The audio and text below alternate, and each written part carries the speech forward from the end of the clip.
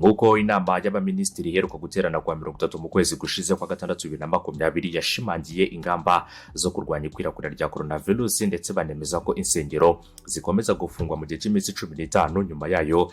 Iki cyemezo kikaba cyahindurwa hashingiwe ku isesengura ry'inzego z'ubuzima. Bw'inama yabaga mu byari byitezwe harimo ko insengero zishobora gufungurwa nyuma y'uko itangazo ryo kwa 16 mu kwezi gushize n'ubundi kwa gatandatu Kamena 2020 ryacaga amarenga yo kuzifungura zigakomeza ibikorwa, ndetse bamwe mu banyamadini bari bageze kure imyiteguro. Gusa inama y'abaminisitiri yaje kwemeza ko insengero zizakomeza gufunga mu gihe hagikorwa igenzura ko zubahirije ingamba zo kwitegura kuba zafungurwa hashingiwe ku bizava mu isesengura ry'inzego z'ubuzima. N'ubwo insengero zitarafungurwa kwa 30 Kamena 2020, Minisiteri y'Ubutegetsi bw'Igihugu Minaloc yashyizeho amabwiriza mu kwitegura rero ifungurwa ry'insengero n'imisigiti mu gihe cya COVID-19. Itangazo ryashyizweho umukono na Minisiteri y'Ubutegetsi bw'Igihugu ndetse na Minisitiri w'Ubutegetsi bw'Igihugu ariwe Professeur Shyaka Anastase, rikaba riteganya ibigomba kubahirizwa birimo rero kwandika abaje gusenga ndetse no kwirinda gutura amafaranga mu buryo bwa kashi. Tujye kurebera hamwe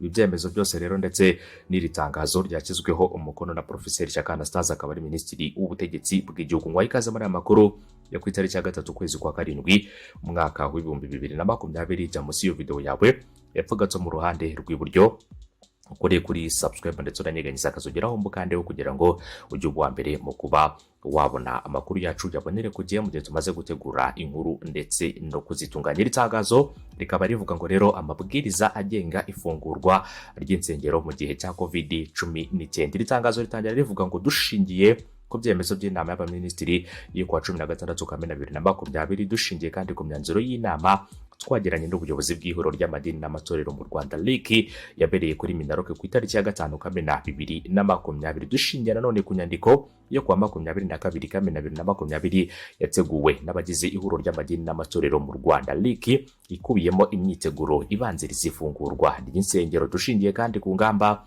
zashyizweho n'inzego z'ubuzima mu rwego rwo kwirinda ikwirakwira ry'icyorezo cya coronavirus, hashyizweho aya mabwiriza akurikira agomba kubahirizwa mu kwitegura ifungurwa ry'insengero n'imisigiti mu gihe cya COVID-19. Bigomba kubahirizwa n'amadini n'amatorero ngibi. Hanyuma bakomeza bavuga ngo ahasengerwa na hari hasanzwe n'ubundi habera amateraniro kandi hujuje ibisabwa n'amategeko mu gihugu cy'u Rwanda. Ahasengerwa kandi hazabanza kugenzurwa n'itsinda rishinzwe kwemeza ko hujuje ibisabwa mu kwirinda coronavirus, rigizwe n'inzego zikorera ku murenge aho urusengero ruri n'abahagarariye rero itorero, idini, kiliziya, bikemezwa n'inzego z'akarere. Ikindi kandi buri rusengero cyangwa se umusigiti rusabwe kugira itsinda ry'abakorerabushake babihuguriwe kugira ngo bafashe abasenga kubahiriza amabwiriza yo kwirinda coronavirus. Ikindi nuko umunsi ubanziriza guterana bwa mbere ubuyobozi bwahasengerwa hamwe n'itsinda ry'abakorerabushake babihuguriwe bahurira rero ku rusengero bakareba ko ibintu byose biri mu buryo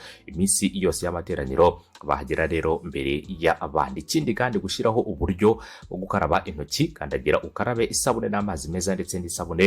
Ibi byose rero bikaba bigomba kuzashyirwa ahangaha. Hano rero mu rusengero bicara hagashyirwa ikimenyetso ku mwanya uticarwaho, kandi hakaba hari nibura metero 1.5 hagati iyo muntu ndetse n'undi. Abasenga bose bagomba kuza bambaye udupfukamunwa mu bihe by'amateraniro. Buri rusengero rwabanya umubare rero w'abantu bayobora indirimbo, hubahirizwa intera nini cyane nibura metero 2, kandi mu gihe baririmba bambara agapfukamunwa. Ikindi kandi abasenga bamenyeshwa hakurikijwe rero gahunda igena itsinda riza gusenga muri iryo teraniro. Abakorerabushake bandika imyirondoro y'abaje gusenga, hagaragazwa aho bavuye, nimero ya telefone ndetse n'aho batuye. Gusukura inyubako isengerwamo mbere na nyuma yo guterana iteraniro rimwe ntirigomba kurenza amasaha 2, mu guteganya nibura isaha hagati y'amateraniro abera mu cyumba kimwe kugira ngo rero haboneke umwanya wo gusukura amateraniro amwe gusa ku munsi umuryango rero usengeraho, ndetse rero ngakaba ari gusubukura amateraniro amwe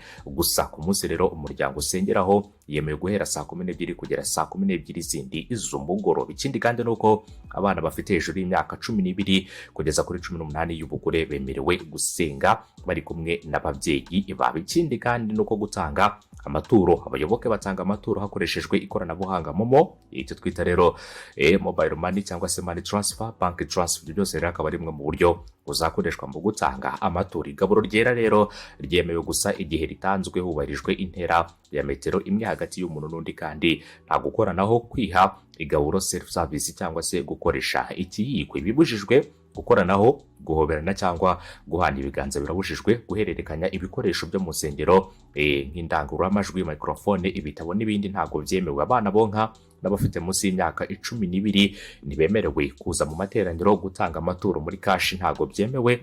Gutanga rero igaburo ryera nk'uko byari bisanzwe bikorwa birabujijwe. Gusengera abantu rero babakoraho cyangwa se babarambikaho ibiganza nabyo ntabwo byemewe. Hanyuma rero ibi byose bikurikira ndetse rero n'ikurikirana n'iyubahirizwa ry'aya mabwiriza. Hanyuma ihuriro ry'amadini n'amatorero mu Rwanda RIC, inzego z'umutekano, iz'ubuzima, inzego z'ibanze n'urwego rw'igihugu rw'umuyoborere RGB zikaba zizakurikirana iyubahiriza ry'aya mabwiriza. Urusengero rutazayubahiriza aya mabwiriza ruzahita rwongera rufungwe. Hanyuma bikaba byarakorewe i Kigali ku itariki ya 30 Kamena 2020. Profeseri Shyaka Anastase, Minisitiri w'Ubutegetsi bw'Igihugu, akaba ariwe washyizeho umukono kuri iri itangazo rirebana rero n'ibyo bikorwa byose bigomba kubahirizwa mbere y'uko insengero, abanyamadini n'amatorero bongera gusubukura imirimo yabo. Urumva byinshi bitandukanye byagiye bibuzwa rero, cyane cyane ku birebana n'ingamba zafashwe mu gihe rero hitegurwa kuba hafungurwa insengero. Ni mu gihe rero kandi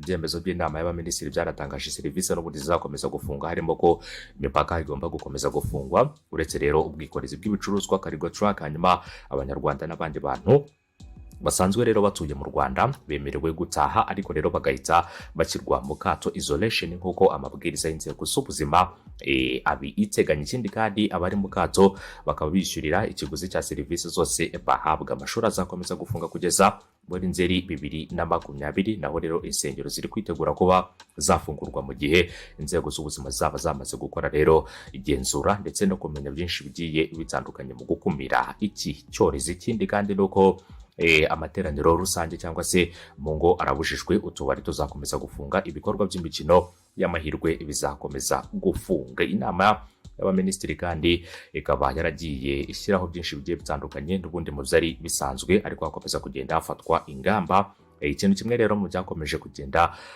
bishyirwaho kitari gihari nuko hafunguwe ingendo ziva rero ndetse zikanajya mu karere ka Rubavu, zikaba zarafunguwe nyuma y'aho akarere ka Rubavu kari karakumiriwe ko rero ingendo zifungurwa nk'uko inama y'abaminisitiri rero guterana ku itariki ya 16 yari yabitangaje. Gusa rero izindi ngendo ziva mu zindi ntara mu mujyi wa Kigali ndetse n'ahandi zikaba zarafunguwe ku itariki ya 2 Kamena 2020, akaba aribwo bafunguye ingendo. Gusa rero kuva mu karere ka Rusizi kujyayo nabyo ntabwo byemewe, aho waba uturutse hose, kubera ko akarere ka Rusizi karacyari muri gahunda ya guma mu rugo kugeza igihe inzego zibishinzwe zizafatira icyemezo cyo kuba cyakura aka karere ka Rusizi muri gahunda ya guma mu rugo. Si Rusizi gusa, kubera ko n'indi midugudu itandukanye mu mujyi wa Kigali iri muri guma mu rugo. Izo zose akaba ari ingamba zagiye zifatwa zo gukomeza kwirinda ndetse no guhangana n'icyorezo cya COVID-19. Ubu ngubu mu mujyi wa Kigali akaba ku munsi w'ejo haratangijwe uburyo bushya bwo gukomeza gupima abantu, akaba rero ari uburyo bwashyizweho kugira ngo hakomeze kureberwa hamwe rero uburyo bashobora kuba babona uko ubwandu buhagaze hano mu gihugu cy'u Rwanda. Ibyo byose ariko bikaba byaratangiye gukorwa ku munsi w'ejo ndetse n'ahandi hatandukanye hakaba hazagera rero iki gikorwa, kubera ko mu minsi ya vuba bagiye gutangira gupima abinjira mu mujyi wa Kigali nk'uko ikigo cy'igihugu gishinzwe ubuzima RBC cyabitangaje muri izi ngamba zafashwe zo gutangira gupima abantu mu buryo rero butandukanye, cyane cyane kubirebana no gupima abanyarwanda COVID-19. Gushimiye cyane, reka nkomeze kubifuriza gukomeza kugira ibihe byiza no gukomeza kugubwa neza. Kuri wowe uba wahisemo kubana natwe, mukomeze mukore kuri subscribe ndetse munanyeganyeza akazogera kugira ngo muba mbere mu kuba mwabona amakuru yacu muyabonere ku gihe mu gihe tumaze gutegura inkuru ndetse no kuzitunganya mu buryo bugezweho kandi bunogeye ijisho. Gatanu kuri gatanu. Mukomeze rero kwambara agapfukamunwa, mukomeze gusiga intera hagati ya metero, mukomeze kwitwararika, munakomeze kwirinda, kubera ko rero ari bimwe mu bishobora kuba byafasha ubuzima bwanyu mu gukomeza rero kububungabunga hano mu gihugu cy'u Rwanda. Mujye kwipimisha kandi mumenye uko ubuzima bwanyu buhagaze, munamenye rero uko gahunda zitandukanye zifashe mu kuba abantu bapimwa icyorezo cya COVID-19 nk'uko inzego z'ubuzima zikomeza kugenda zibidushishikariza umunsi ku munsi, gatanu kuri gatanu, kuri buri muntu wese rero kuba wapimwe ndetse n'abandi bose batarapimwa mujye kwipimisha kubera ko ari kimwe mu biraza gukomeza kubafasha mu gukomeza rero kubungabunga ubuzima bwanyu. Ndabashimiye umunsi mwiza, ibihe byiza rero, mukomeze kugubwa neza ndetse murakomeze